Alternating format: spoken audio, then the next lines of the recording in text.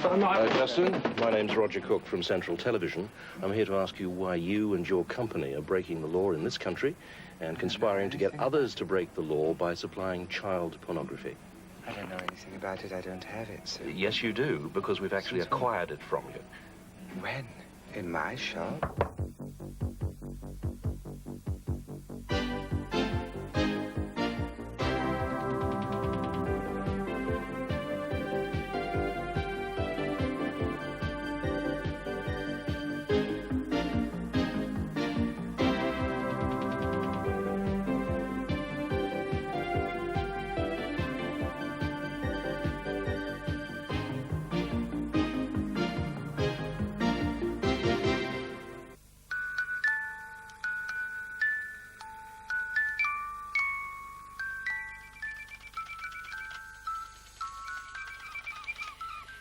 Childhood, the age of innocence, is now under attack as sexual abuse threatens to reach epidemic proportions.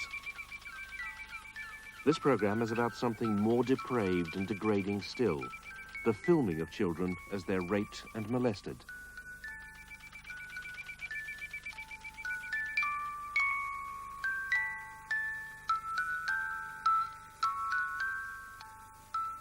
The films are too terrible to show any more than the first few seconds.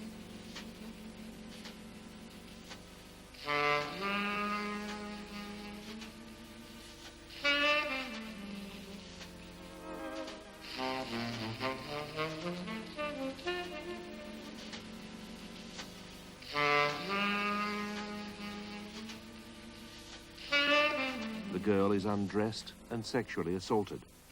She's probably 11. She probably comes from Germany. She could come from anywhere, even next door to you. Shirley Johnson was once a girl next door. She knows what it's like to be raped for the cameras. Her nightmare began when she was just a toddler. It's bad enough being sexually abused like I was for many years. But having photographs taken and films made while the abuse was going on is even worse. And then when you become an adult, knowing those pictures and those films are circulating the world, that's just another trauma. There simply is no end to it. Here in the underground vaults of Scotland Yard's obscene publication squad, there are literally thousands of child pornographic videos, magazines and films, all of which have been confiscated from British paedophiles. We're not allowed to show them to you for legal reasons, even if we wanted to, because they depict in the most graphic possible way children as young as 4 years of age being sexually abused by adults. And this is no glossy centerfold material either, but the most horrific pictorial evidence of the grossest and most callous form of child abuse. What's worse, copies of pictures like the ones in here are now being sold and resold to child molesters right throughout the world. This is a problem which can affect every family, and one has got to be aware that the problem does exist and watch your children very closely in their development, and to pick up signs perhaps that there's other people from outside the family taking additional interest and more interest in the children than they should do. So it could be anybody's little girl or little boy dragged into this awful business. Yes. Top London paediatrician Professor Oliver Brooke was trusted by parents to examine their children. Yet for nearly a decade, he was a secret child pornographer, collecting, buying and selling obscene pictures of young girls. Brooke commissioned pictures from this man, Christopher Hilton. He sold them, together with other obscene material, to these men, Roderick Gegg and John Wilson. He also employed photographer Leslie Freeman to duplicate and package them for resale to the continental child pornography market. Professor Brooke was sent to prison for a year, but on appeal, the Lord Chief Justice, Lord Lane, reduced his sentence by half. He said of Brooke's activities, "It is not inappropriate, perhaps, in view of the puerility of this type of behavior, to compare it rather to a schoolboy collecting cigarette cards." Some cigarette cards. Professor Brooke's material was quite significant, and in fact this album, which is typical of most paedophiles which we come across contains a lot of indecent pictures of children in various sexual acts and photographs concentrating on their genitalia. Last week, Professor Brooke was struck off by the General Medical Council. He will never practice as a doctor again. Professor Brooke, could you please tell me how you, in your position, can justify being a child pornographer? No comment. Why did you not assist the police in clearing up the rest of the ring? We placed advertisements in soft-core sex magazines, repeating word for word one of Brooke's adverts for child pornography. We received more than 50 replies. I'm in possession of a couple of Lolita videos featuring genuine schoolgirls, and am now keen to purchase mags and photos. I'd be willing to pay top price for any quality material. I've a mixture of hardcore and soft porn featuring girls from 8 to 15 years. Please write back by return post, as I'd like to know where and when we can meet to exchange. So it was he we decided to call on. A researcher with a radio microphone had gone ahead, pretending to be on a buying trip. Mr. Fraser, my name's Roger Cook from Central Television. I'm here to ask you why you deal in child pornography. I don't deal in it. You do. You have a whole load of it here. We've just heard you offer to swap and sell. I don't feel I'm doing anything wrong. The law says you're doing something very wrong. And Yeah, you but- know that every picture, each picture of those little girls, is the result of a bit of gross child abuse. The worst possible sort of child abuse. Raping little girls. I won't rape a little girl. I love little girls. That's all I feel love for them. Yes, but the pictures in here depict rapes of little girls, don't they? No, they don't. They do. The girls are willing. The girls don't know what they're doing at that age. You know that. No, I've had enough. I'll pack it up. I'm sorry about it, but I just can't help it. You're going to pack it up, are you? No, I'll pack it up. Why don't you burn this stuff right now? Okay. Let's see you do it.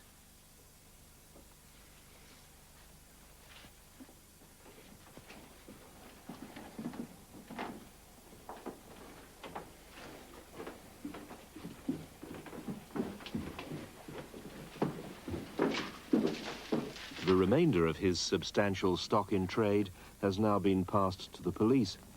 But Keith Fraser is a relatively small fish. Others are not.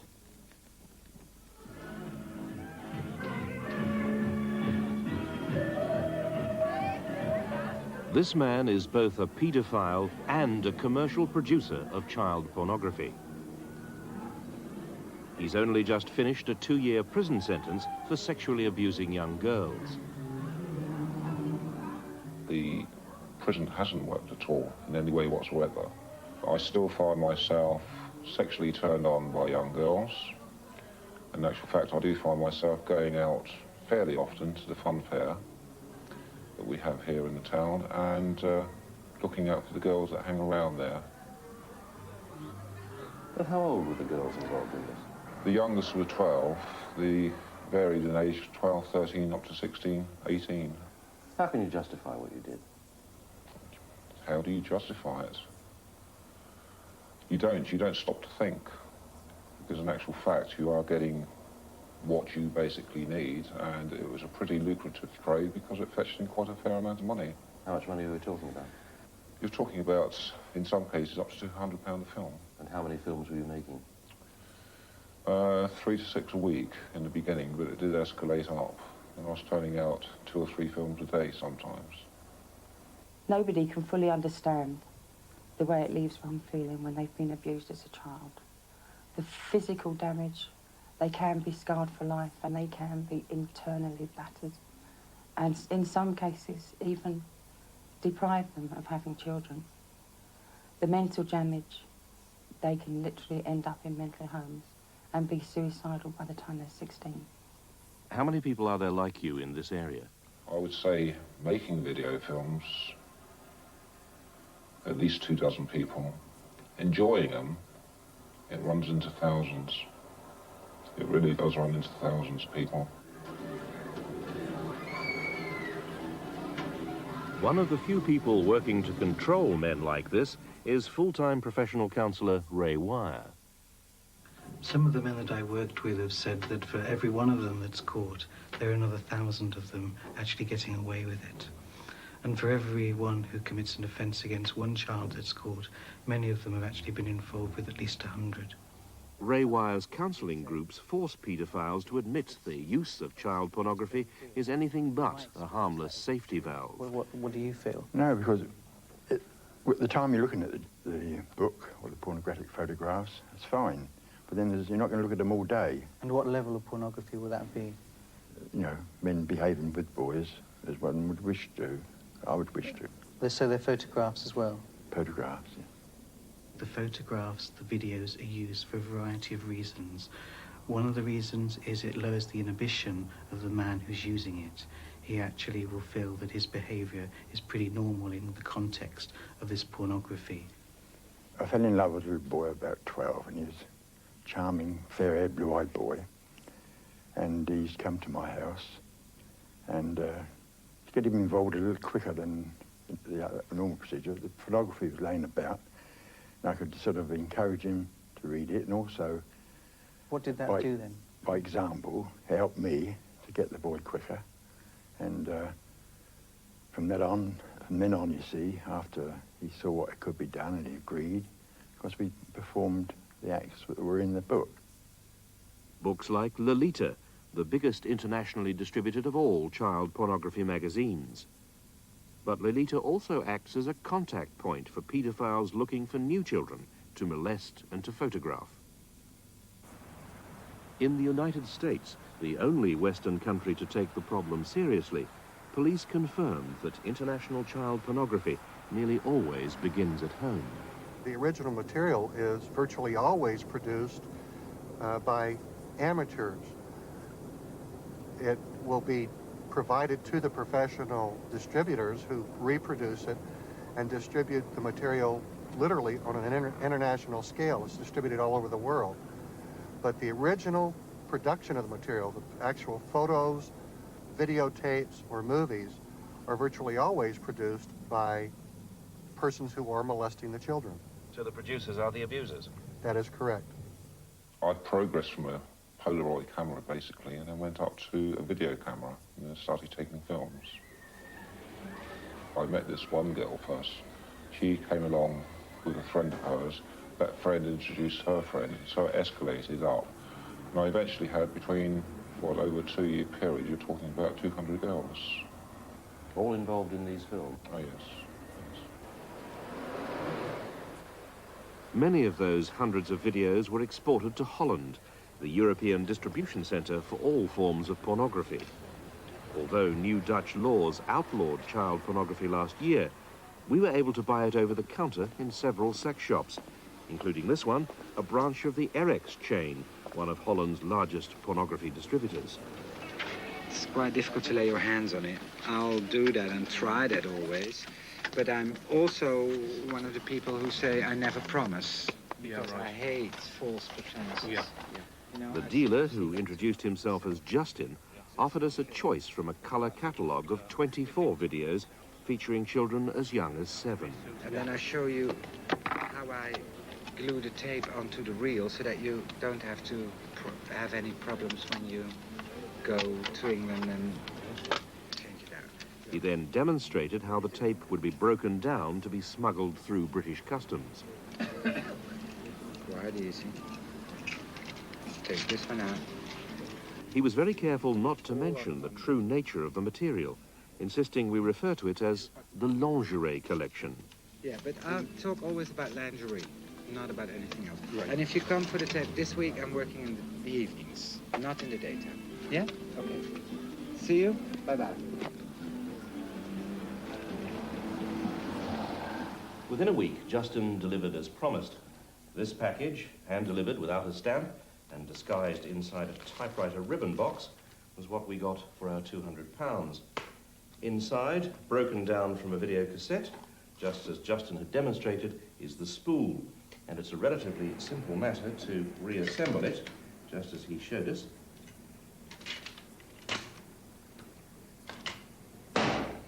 Ready for viewing.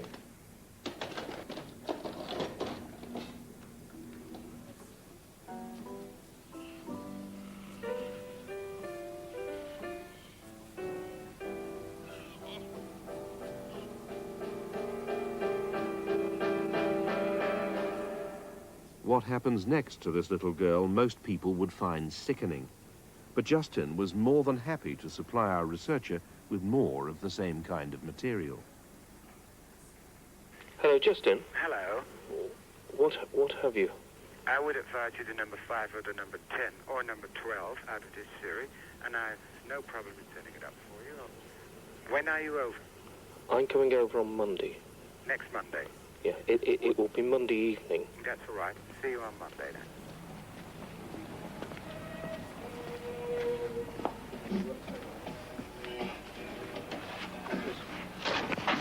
Justin, my name's Roger Cook from Central Television. I'm here to ask you why you and your company are breaking the law in this country and conspiring to get others to break the law by supplying child pornography. I don't know anything about it. I don't have it, sir. Yes, you do, because we've actually acquired it from you. When? In my shop? In your shop, most definitely. Don't know anything about I'm it. afraid you're making a liar of yourself because we have actually acquired it in broken-down cassette form, and it's all on film. That's strange. I'm seeing, but will you please stop filming? Why? Because it's forbidden in this country to film someone without permission. It's also forbidden to sell child pornography. I told you to stop filming now. Which is what you're doing. You're selling child pornography. I don't sell it. I'm afraid you are. I'm sorry, what you're putting down. But I do phone my boss and talk with him. He's only going to say the same as you, isn't he? That you don't supply it, and yet we've had it from you. The new German film? I'm afraid you do. Hey, come on. As the lights went out, the boss arrived. We're here because you're selling child pornography. Listen, we don't do anything here. Yes, you do. Oh, yes, no, I'm afraid you do. You're here in my shop. Get out, or I call the police. Do call the police. Our departure was encouraged by the strategic application of a billiard cue and a lighted cigar. Hop, go on. Give him a hand. And immediately. Out! I'm telling you. Out. You're selling child pornography. Out. Put that down. No. You just go out and very quickly. Put that down. I tell you to go out this third time now. Put that down. I will collect some people here. You collect some people and kill us all? You'll collect some people and kill us all, you're saying? You obviously have no answer to the charges, do you? No answers whatsoever. Child pornography from dealers like Justin is regularly sent north to the fishing village of Den Helder and then on by trawler to Britain for rerouting elsewhere. Mail from England is rather less suspect than that from Holland. So Britain has become a key staging post for supplying the biggest child pornography market of all, America.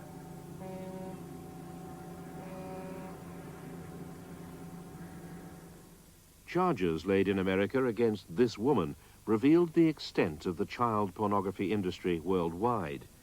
Black Kathy Wilson's mail-order empire stretched across 3 continents, through America, Australia, and Europe. She held bank accounts in Switzerland and the Cayman Islands, ran a fleet of luxury limousines, and filled a Los Angeles warehouse with imported child pornography. Her mailing list ran to 30,000 names, many of them British. She sensed that people were unwilling to distribute child pornography. Organized crime shied away from it. Her boss shied away from it. And so she decided that she would take up where others had left off. What was her attitude to it? She thought it was a product that was desired. She compared it to toothpaste. And she said that it was just like toothpaste in that people wanted it, so people would get it. It involves thousands of children over the years, and it continues to hurt children. They're exposed to the child pornography on a regular basis. Victims of child abuse have often been shown child pornography prior to their own abuse, to show them that other children are doing the things that they've been asked to do, to show them that the children are having fun.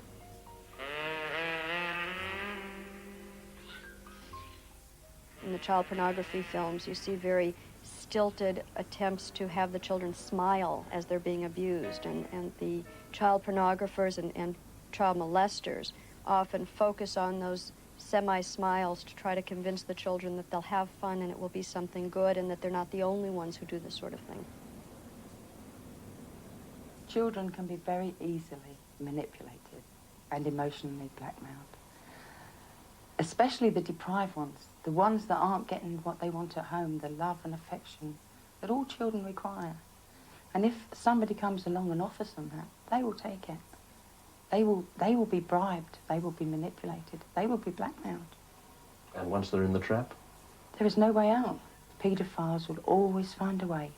They will always find a way to abuse and manipulate a child. They're making money out of it, aren't they? And they're always looking for new victims. These days, paedophiles are finding increasingly sophisticated ways to get their victims. Telephone-linked, computer-based sex bulletin boards using ordinary commercial software have become the child pornographer's latest forum. Indeed, the computer is one of the more popular ways in this country now to access people who have a similar interest. Indeed, let me take the effort. We'll see if we can locate and talk to one of the bulletin boards that focuses on children. This particular bulletin board is one which I'm signed on to with a pseudonym, and I'm listed as having 3 daughters who are all preteens. And I have received requests for pictures of my daughters. I've received offers from people who would like to trade me pictures of their children for my children. And I've also received solicitations from people who are seeking to trade sexual experiences with my children. They will let me have sexual experiences with their children. It seems quite appalling. I agree with you, it is appalling. Indeed, my suspicion would be that there are already sexually oriented bulletin boards in Great Britain.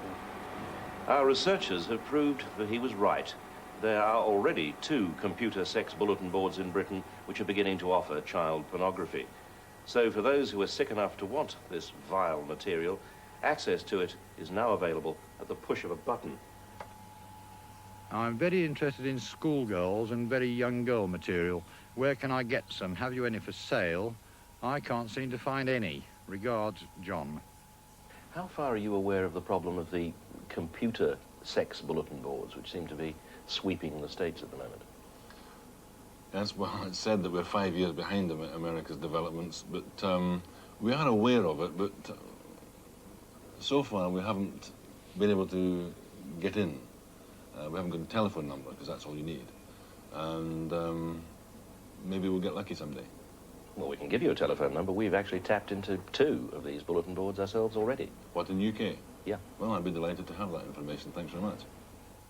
Scotland Yard has now begun an investigation of those 2 bulletin boards.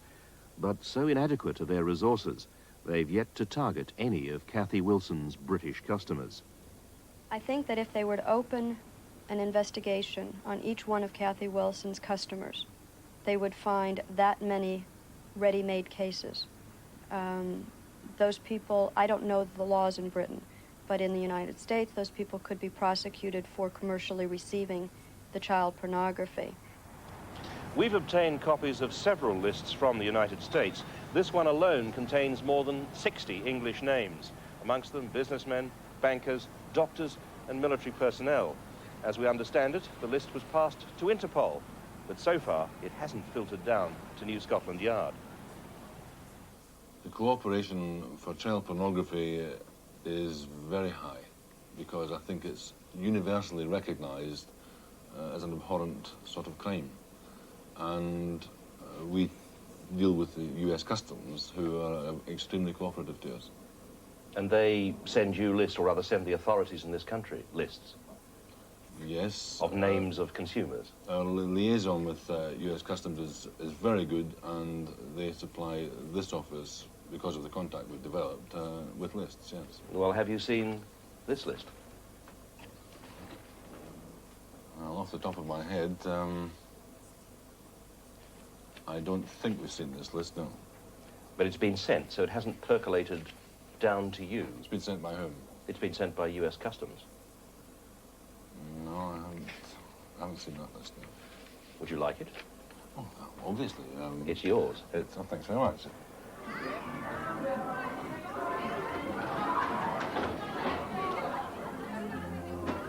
It's like a drug addict, really. When you first experience a puff on a cigarette, a marijuana joint or something like that, you go on to something bigger. What's very clear is that there's an escalation, and that escalation can start with the mutual masturbation pictures and actually go right through. And the man's actually told me that he's ended with looking at videos that include the killing and the death of the child. You have said that you could go as far as murder. Yes, so I'm saying this for the simple reason, how far does one go for kicks? I haven't reached that pinnacle yet. I don't know if I could. It's quite possible that I could, but I haven't as yet.